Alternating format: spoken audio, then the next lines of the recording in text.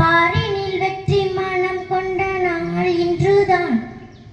தாய்நாட்டு மக்களுக்கு இன்றுதான் நல்ல நாள். பாரினில் வெற்றி மனம் கொண்ட நாள் இன்றுதான்.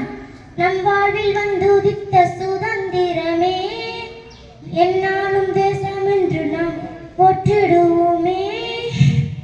நம் வாழ்வில் வந்துதித்த சுதந்திரமே, என்னாலும் போற்றிடுவோம் மணந்திடுவோமே.